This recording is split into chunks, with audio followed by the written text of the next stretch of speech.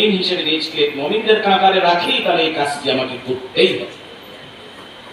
এরপর আরেকটি হচ্ছে, এটা বললাম সূরা নিসা ৭৬ নম্বর আয়াত, আর এর আগের আয়াতটা এটা কত নম্বর হলো? আমি যেটা বললাম এখন আল্লাযিনা আমানু কতনের সূরা নিসা ৭৬ নম্বর আয়াত 76। এর আগেরটা তাহলে কত নম্বর হলো? হ্যাঁ 75 75। মানে এটা এই প্রশ্ন করার অর্থ হচ্ছে আপনারা মনোযোগ দিয়ে শুনতেছেন কিনা, এটা বলুন। মনোযোগ দিয়ে শুনতেছেন কি? সেখানে আল্লাহ কি বলছেন? ওয়া লাকুম লা তুকাতিলুনা ফি সাবিলিল্লাহি ওয়াল মুস্তাদআফিনা মিনার রিজালি ওয়ান নিসাই ওয়াল ওয়িলদান আল্লাযীনা ইয়াকুলুনা বিআহদিহা। তোমাদের কি হয়েছে? এখানেও আল্লাহ বলতো তোমাদের কি হয়েছে? আল্লাহর দ্বীন প্রতিষ্ঠার সংগ্রাম আর মাজলুম মানবতার মুক্তির সংগ্রামে তুমি কেন অংশগ্রহণ করছো না? জালিমদের জুলুমের অত্যাচারে এই মাজলুম মুলুকগুলো, যারা বৃদ্ধ, যারা নারী, যারা শিশু, তারা তাদের নির্যাতনে, তাদের জুলুমের অত্যাচারে তারা ফরিয়াদ করে আল্লাহর কাছে বলছে, আল্লাহ জালিম জনপদ থেকে আল্লাহ আমাদেরকে মুক্তি দাও, আমাদেরকে বের করে নাও, আমাদের জন্য সাহায্যকারী। সুতরাং বাংলাদেশের অবস্থা তাই তো হয়েছিল। সকল পক্ষের সকল মানুষ, শুধুমাত্র মুসলিমদের দলীয় লোকগুলো ছাড়া সকলেই নির্যাতিত ছিল, নিপীড়িত ছিল, শোষিত ছিল, বঞ্চিত ছিল। যার কারণে 2024 সালে 5ই আগস্ট অথবা ছাত্রদের ভাষায় 36শে জুলাই এদেশের ছাত্র জনতা ঐক্যবদ্ধ হয়েছিল এই জুলুমের হাত থেকে বাঁচাতে।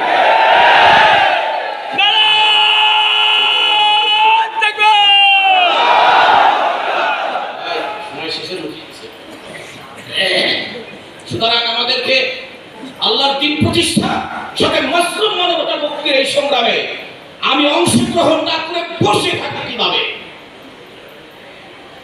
এই জন্য আমাদের সকল কারণে ভাই আল্লাহর দ্বীন প্রতিষ্ঠার আন্দোলন সংগ্রামে আমাদের অংশগ্রহণ করতে। সুতরাং এই কাজটা করলে কত বড় ফজিলত আছে, এই ফজিলত লাভের জন্য সবাই যদি শেষের দিকে আমি আরো বেশি দিতাম, জিহাদ ফি সাবিলিল্লাহ, এই পথে যারা জীবন দেয়। সূরা আহজাবের 21 নম্বর আয়াতে আল্লাহ বলছেন, 22 নম্বর আয়াতে, যে এরা সত্য রিজাল সাদাকু মা আল্লাহ আলাইহি, আল্লাহ তাদের প্রত্যয়ন করছেন, আমিনহুম মান কাবা নাহবাহু ওয়া মিনহুম মান আনতা। ওই সকল লোকেরা যারা আপনার সাথে কৃত চুক্তি এবং প্রতিশ্রুতিকে সত্যে পরিণত করছে। এই সত্যায়ন কে করছে? কে করছে? আল্লাহ। তাহলে সেই কাতারে যাদের ব্যাপার আল্লাহর এই সত্যায়ন, সেই কাতারে কি নিজকে শামিল করতে ইচ্ছে করে না ভাই? আল্লাহ নিজে সাক্ষী দিয়ে বলছেন, আমিনহুম মান কাবা নাহবাহু, আল্লাহর সাথে তারা যে প্রতিশ্রুতি দিয়েছিল, যে ওয়াদা তারা করেছিল, যে বায়াত তারা নিয়েছিল, এই লোকগুলোর কিছু অলরেডি এই পথে তারা জীবন দিয়েছে। আর আমিনহুম মান ইয়ান্তাসির, আর তাদের অবশিষ্ট লাইনের অংশের লাইনে এই লোকগুলো অপেক্ষা করছে তাদের জীবনটা আল্লাহর পথে দিয়ে দেওয়া হবে। আপনাদের অগ্রজ যে সকল ব্যক্তিগুলো, যে সকল ভাইয়েরা এই পথে জীবন দিয়েছেন, একই পথের প্রতীক হিসাবে ওরা আমাদেরকে আপনাদেরকে ডাকছে, ও ভাইয়েরা এই পাইপ লাইন থেকে তুমি ছিটকে পড়ো না, এইখান থেকে আস্তে আস্তে এসে আমাদের সাথে জান্নাতে চলে যাও। এজন্য আমাদেরকে ভাই, এজন্য আমাদেরকে এই আন্দোলন থেকে সরে থাকা, নিষ্ক্রিয় থাকা কোনো সুযোগ আমাদের, এজন্য আমাদেরকে আন্দোলন শুরু করতে হবে।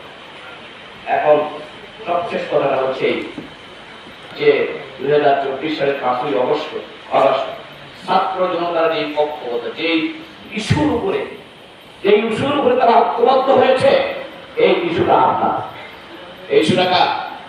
আপনার। আপনি ইসলামী আন্দোলনের, ইসলামের কথাই তো এটা পৃথিবীতে ইনসাফ কায়েম হবে, সেখানে কোনো বৈষম্য থাকবে না। বৈষম্য বিরোধী, এটাই তো ইসলামের আন্দোলন। সংস্কার, আমূল সংস্কার করাই তো ইসলামের আহ্বান। এই জন্য নবীরা বলেছেন যে আমি তোমাদের জন্য কল্যাণকামী, আর আমি তো তোমাদের আমূল সর্বাত্মক সংস্কার চাই। সুতরাং এই স্লোগান, এই ঐক্যবদ্ধ এজেন্ডা, এটা আমার আপনার এজেন্ডা। আমরা যদি লোকদেরকে এই স্বস্তির সময়ে হুদায়বিয়ার সঙ্গীর করে রাসূলের সাহাবায়ে কেরাম আল্লাহর দ্বীন প্রচারের জন্য একটি অনুকূল পরিবেশ পেয়েছিলেন এই সন্ধির কারণে, যার কারণে মাত্র 2 বছরে তাদের রিক্রুটমেন্ট, এটা আপাতত লোক রিক্রুট করে কি বলে সহজে ঘর পূর্ণ সমর্থ করেন না। সুতরাং তারা এই স্বস্তির সময় পেয়ে রাসূলের সাথে হুদায়বিয়ার সন্ধিতে ছিল 1400, তার মাত্র 2 বছরের মাথায় মক্কা অভিযানে রাসূল সাল্লাল্লাহু আলাইহি ওয়াসাল্লামের সঙ্গী ছিলেন 10,000-এর উপরে। তাহলে তারা এই স্বস্তির সময়টাকে এইভাবে আল্লাহর দ্বীন প্রতিষ্ঠার আন্দোলন জন্য একটি মোক্ষম সুযোগ নিয়ে তারা এভাবে সফল হয়েছিলেন। আমাদেরকে সেই বিষয়টি দেখিয়ে দিয়েছে। আমাদের যদি স্বস্তির সময় এসে থাকে তো আসুন আমরা এই সময়টাকে